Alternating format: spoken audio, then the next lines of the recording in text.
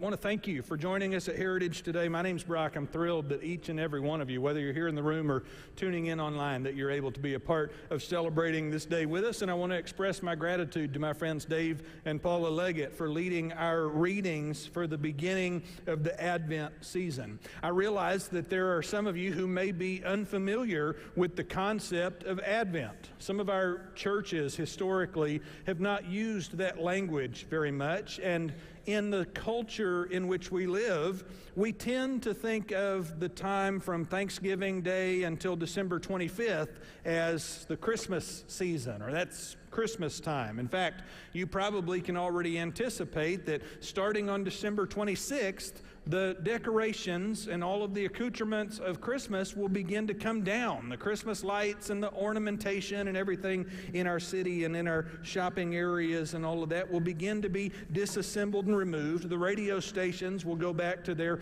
regularly scheduled non-holiday programming on December 26th in many cases. But for centuries now, Christians all over the world have celebrated Christmas as a brief season, and actually the 12 days of Christmas, this is where this comes from, celebrated Christmas as a brief 12-day season that begins on Christmas Day, and the season that builds up to that, the season that leads to Christmas Day, is traditionally known as Advent because it's a season of spiritual preparation. It's a season for us to begin to anticipate the arrival of Jesus, both in the story that built up to Christmas and Jesus' first coming, and our own anticipation of Jesus' return, Jesus' second coming to gather his people to himself. Now, if you have not heard of Advent before, if this has not been part of your observation or the way that your family has celebrated this holiday, it's totally okay. I'm not telling you that you've been Christmasing wrong or anything like that. But what I am saying is that there is a blessing that we might miss. There's an opportunity here for us that we could miss out on if we don't spend some time preparing ourselves spiritually for the coming of Christmas. So during the video that played as Dave and Paula were making their way to the front a minute ago, I chose that beautiful piano rendition of the old hymn, Joy to the World, that you have likely heard before.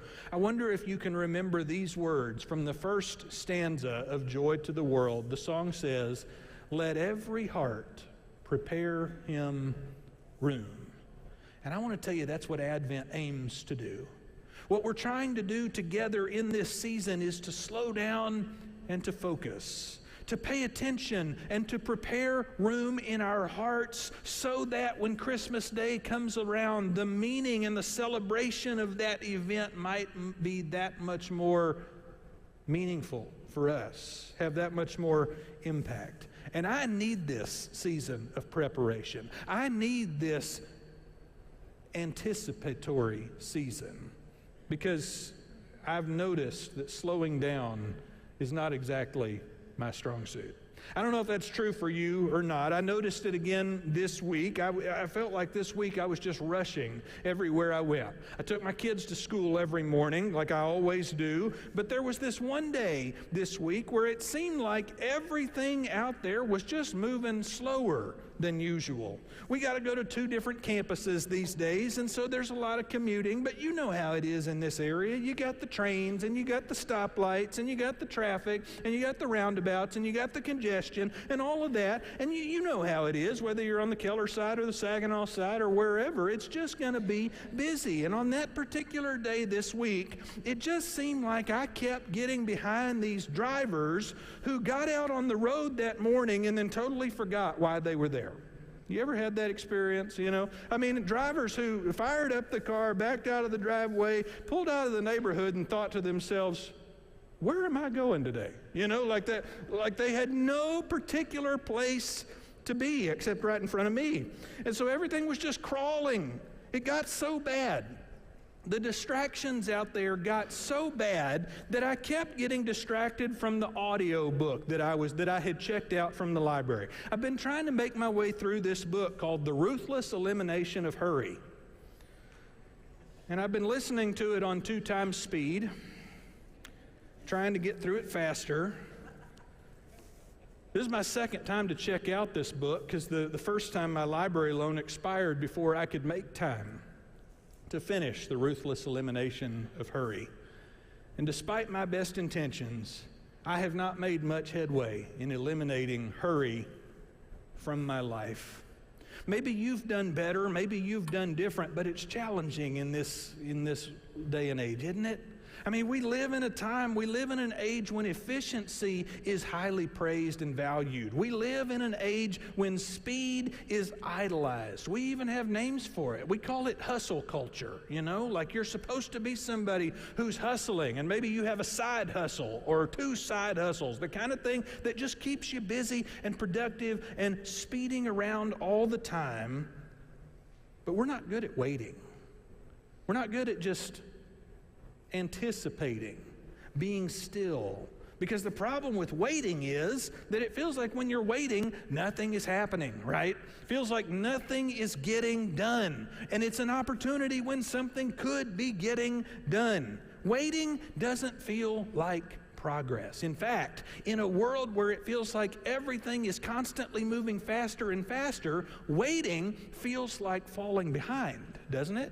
I mean, waiting feels like you're actually losing a step, like you're not keeping up with the pace that everybody expects you to go. And right from the start, this is why Advent is so unnatural for us. Because Advent is all about waiting. Advent is about putting ourselves in a head space and a heart space where we're waiting in anticipation for God to do what only God can do. But waiting on God, wow, that could take a while, right? Waiting on God is not a new struggle.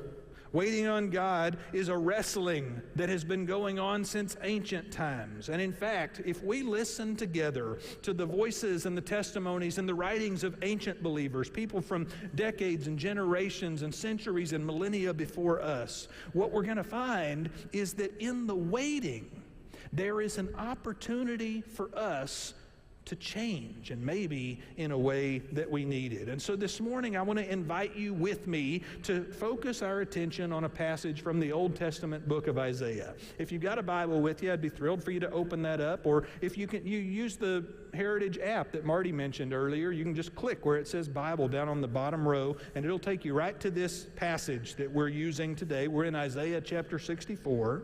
And when you get there, you need to know that Isaiah is an ancient book of the writings of a prophet who spoke on God's behalf.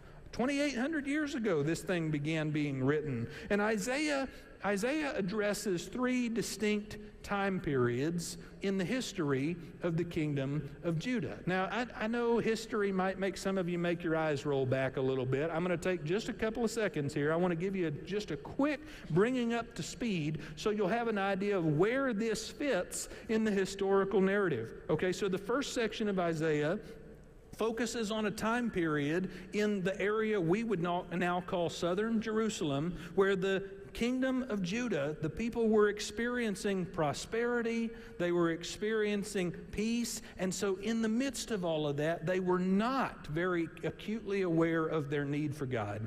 Everybody was kind of looking out for themselves, looking out for number one, doing their own thing, and forgetting about their promises and their obligations and their commitments to God and to the people that God sees in need. And so there was this prophet, Isaiah, who kept warning the people of Judah, if you don't care for the poor among you, if you don't care for those who are suffering, if you don't care for those who are marginalized, then God is going to remove protection from you and allow you to be invaded and conquered by an invading army. If you don't feel like it's important to honor God with your life, then God's going to let you experience some of the consequences of that. And that happened. In 587 BC, The kingdom of Babylon, with their army, comes marching west and conquers the kingdom of Judah, which brings us to the second section of Isaiah. The second section of Isaiah is written during the time period when most of the able-bodied people from Judah had been taken away as captives. They'd been taken into exile. They were living in a land where they didn't want to live.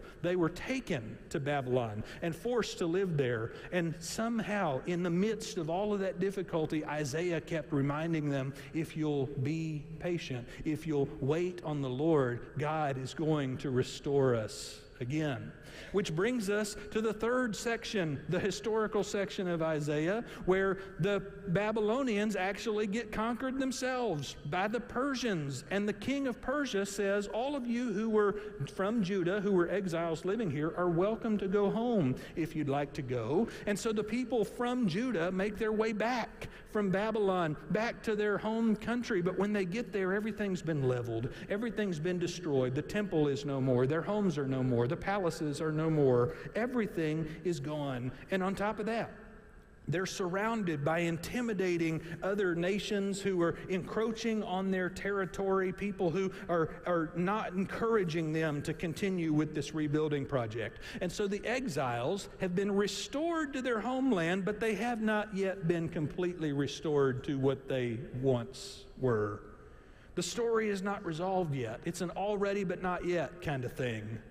They've already experienced some of God's deliverance by being released from their exile and their captivity, but they haven't yet received the complete fulfillment of God's prophetic promises. And that brings us to the passage we're looking at together today.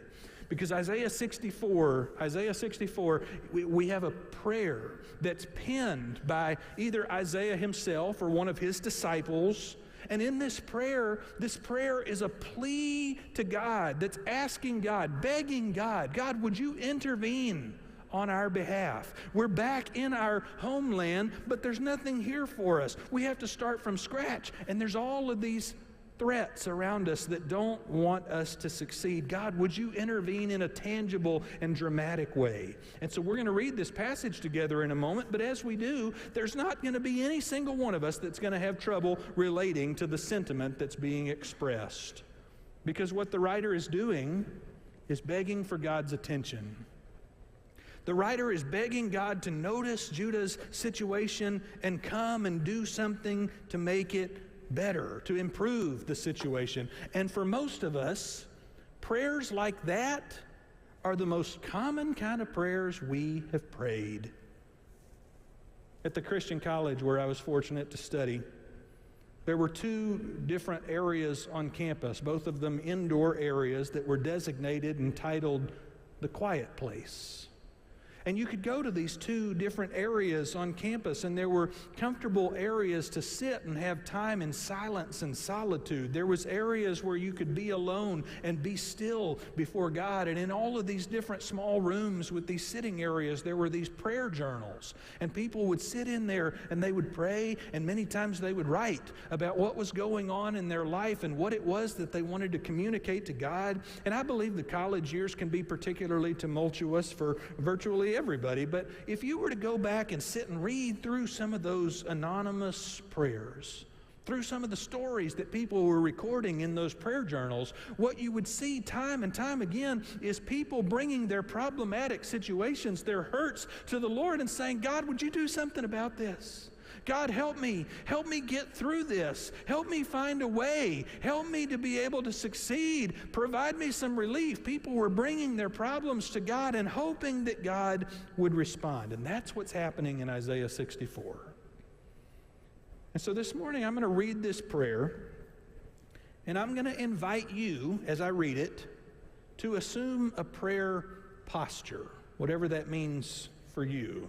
Some of you may choose to bow your head. You may choose to close your eyes. I would recommend, if you would consider it, just sitting with your palms open. It's kind of a posture of availability and readiness to God's Spirit. But to assume a prayer posture, I'm not going to put the words up on the screen the way we normally do. I don't want you to read along this morning. We're going to dive into this text some more. But I'm going to invite you to close your eyes and let the emotion of this prayer wash over you so that you can feel what the people of Judah were feeling. From Isaiah 64. If only you would tear open the heavens and come down. Mountains would quake before you like fire, burning brushwood, or making water boil. If you would make your name known to your enemies, the nations would tremble in your presence. When you accomplished wonders beyond all our expectations, when you came down, mountains quaked before you. From ancient times, no one has heard, no ear has perceived, no eye has seen any God but you who acts on behalf of those who wait for him. You look after those who gladly do right. They will praise you for your ways. But you were angry when we sinned. You hid yourself when we did wrong. We have all become like the unclean. All of our righteous deeds are like a menstrual rag. All of us wither like a leaf. Our sins like the wind carry us away. No one calls on your name. No one bothers to hold on to you, for you have hidden yourself from us, and you have handed us over to our sin. But now, Lord, you are our Father. We are the clay, and you are our potter. All of us are the work of your hand. Don't rage so fiercely, Lord. Don't hold our sin against us forever, but gaze now on your people, all of us. Your holy cities have become a wilderness. Zion has become a wilderness. Jerusalem has become a wasteland. Our holy, glorious house, where our ancestors praised you, has gone up in flames. All that we treasured has become ruin. After all this,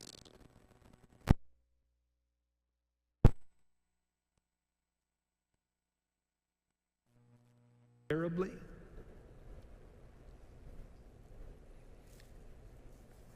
As I studied this text earlier this week in preparation for today's message, I read this text in community with some other preachers who were also going to be preaching from this text this week, and we wanted to reflect on this together and share our initial impressions. The first thing we noticed was that initial plea to God in the first verse. Isaiah says, "If only you would tear open the heavens and come down," which is a request for a dramatic intervention. And as I pondered this passage with these other preacher friends of mine, we all agreed, I recognize that kind of prayer. I know that kind of prayer. In fact, as preachers, this is the kind of prayer that people ask us to pray a lot. On more than one occasion, just in the past 2 months, I've been summoned to emergency rooms here in Tarrant County, and I've gotten there and found Heritage members lying there on the gurney, unconscious and unresponsive, and family members who were there with tears in their eyes and panic in their voices and shaking hands, and they begged me, Brock, would you pray? Pray that God would do something to help.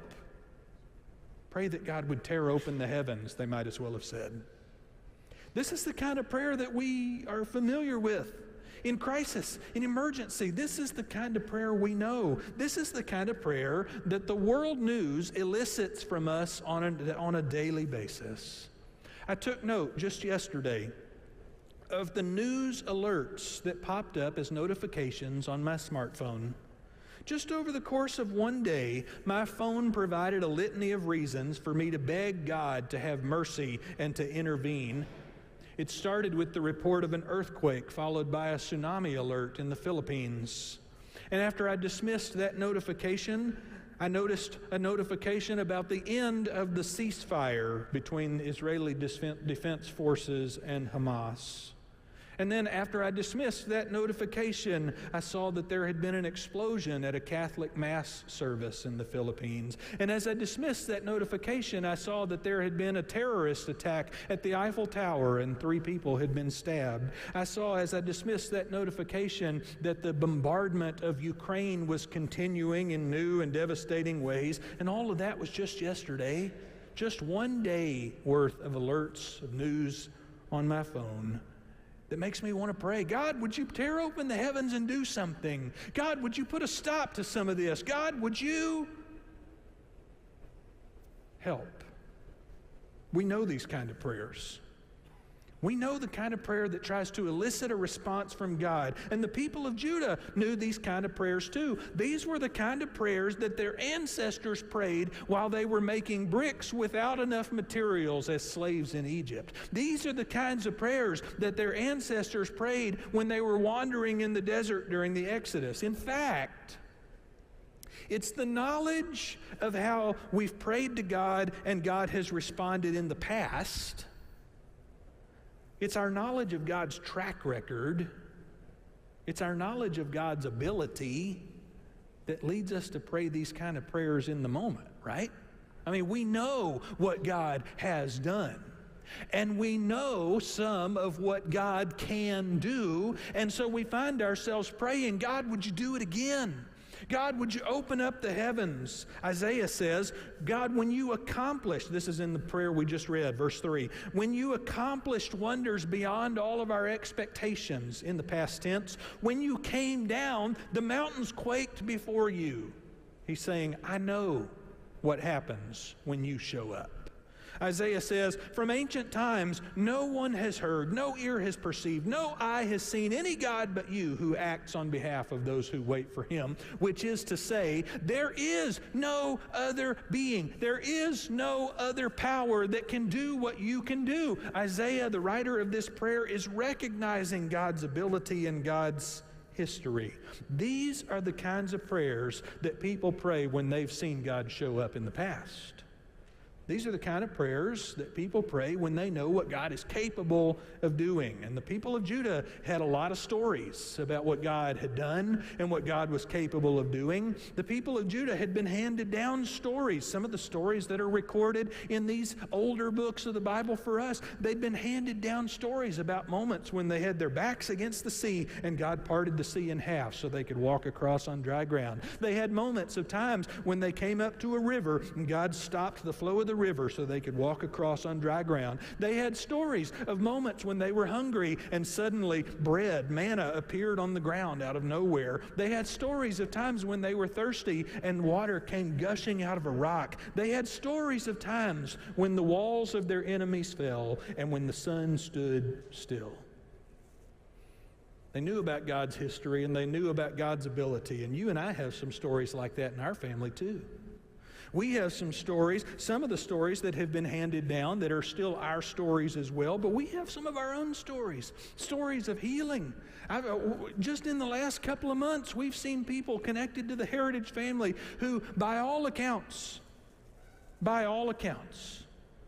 were on death's door and have somehow turned around from that, and we praise God for that. We have stories in our family of moments of provision when we weren't sure how things were going to turn out. We have stories of moments when if the Lord had not shown up, things would look a lot worse than they do right now. We have stories in our family of broken relationships that have been mended and addictions that have been overcome. And when you have a collection of stories like that, when you know what God can do and what God has done, that knowledge is supposed to help you build and strengthen your faith, right? Like it ought to work that way. But can I speak real plainly with you? I think if we're honest,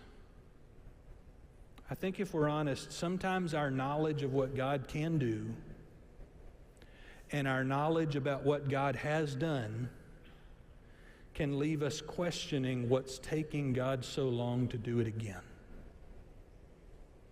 Let me say it plain here for you. I want to make sure sometimes our experience with God in the past, sometimes the stories that have been handed to us, sometimes our awareness of God's omniscience and omnipresence, sometimes that can leave us mysteriously wondering, why doesn't God seem to see the problems that I see? What's taking God so long? to act again. And we wonder that because we're watching the news, right? Because we see the problems. We watch the news and we see how other people treat one another. We see how in this world the vulnerable and the helpless get exploited time and time and time again. We see how in this world the rich keep getting richer and the poor keep getting poorer, and the divide keeps growing, and those who were already suffering suffer some more. We see how in this world people suffer from mental illness and addiction and disease that they didn't choose and that they can't get away from, and it breaks our hearts. And in the midst of all of that, we hear the news about how there are all of these world powers who are saber rattling and trying to overcome one another and topple one another, and they're forming alliances against one another, and there's constantly the threat of war and battle and violence. And in the midst of all of that, we see that in every hemisphere of the world, on every continent, save Antarctica maybe, we see refugees who are being displaced from their homes and trying, often unsuccessfully, to find a place to just simply live a quiet life. And then we see places that are already difficult to live, like Libya and Morocco. And suddenly there are flash floods and earthquakes that topple buildings and send walls of mud and water and debris flowing through highly populated areas, and people lose their lives. And then we look around at our own circumstances and our own lives and the lives of the people who are closest to us, and there's problems there too. And we see all of this, and it all builds up, and it all snowballs on top of itself, and it all mounts together, and it makes the kind of person who believes in God's power want to say, God, look! Don't you see? Do you see what we're looking at? Gaze on us. Notice us. Do something. How long do we have to wait? Which is the constant refrain. The constant message of the prophets. From Elijah to Isaiah to Ezra, the message is this: the Lord is coming. The Lord is about to act, but for now, we have to wait. And that's the part I'm terrible at. That's the part I'm not good at. It's probably the part you're not good at either, because in this climate, how would you get good at waiting? How would you possibly become somebody who's good at waiting for an indefinite response, an indefinite amount of time? How would you become good at waiting for that? Waiting is the part we're not good at because we want God to act on our terms, and we want God to act on our timeline. But Advent is a season to remember that just because God doesn't work that way doesn't mean God doesn't work. Advent is an opportunity for us to slow ourselves to live at a different pace, to live with a reduced amount of panic and an increased amount of peace. Advent is a moment for us to say, He's got the whole world in His hands. He makes everything beautiful in His time. Advent is a time for us to slow our anxiousness, our hustle, our fear, and our worry, and to remember God's promise. The promise from one whose other promises have always come true. I explored a lot of different ways to finish out this sermon today. I had outlined different ideas for the closing, the landing of the plane, they might say. But in the end, I decided what I would rather do is to read for you a few paragraphs about Advent from one of my favorite preachers, a guy named Brian Zahnd. And so I'm going to read to you a couple of paragraphs that he's written about this very topic, this problem that we have with waiting. And I'm going to ask you again to assume a receptive and focused posture. Possibly to close your eyes so that you can give your attention to the gravity of what he's describing here. Here's Brian Zond. We have been tricked into believing that God is mostly found in the big and the loud, when in fact, God is almost never found in the big and the loud. The ways of God are predominantly small and quiet. The ways of God are about as loud as seed falling on the ground or bread rising in the oven. The ways of God are almost never found in the shouts of the crowd. The ways of God are more often found in trickling ears, tears, and whispered prayers. We want God to do a big thing, but God is planning to do a series of small things. We are impressed by the big and the loud, but God is not impressed by that. We are in a hurry, but God is not in a hurry. We want God to act fast, but God's speed is almost always slow. And so we are waiting for God to act, but I would suggest that we are not so much waiting for God to act as we are waiting to become still enough to discern what God is doing. I'm going to read that sentence again. We are waiting for God to act, but I would suggest that we are not so much waiting for God to act as we are waiting to become still enough, quiet enough to discern what God is doing. God is always acting because God is always loving His creation. The Father, Son, and Holy Spirit are always inviting us into their house of love. But when we are consumed by anger, when we are harried by anxiety, when we are driven by impatience, then we are blind and deaf to what God is actually doing in the present moment. Waiting for God to act only seems like waiting for God to act. God is always acting, because God is always loving the world and always giving birth to something. Waiting for God to act is actually waiting for your soul to become quiet enough, contemplative enough to notice what God is doing in the obscure and forgotten corners, far from the corridors of power or wherever you think the action might be. We want God to get in to act in the imperial capital of Rome, but God first acts in a stable on the edge of Bethlehem. We want God to act in Washington, D.C., but God first acts in the quiet corner of your own living room and your own heart.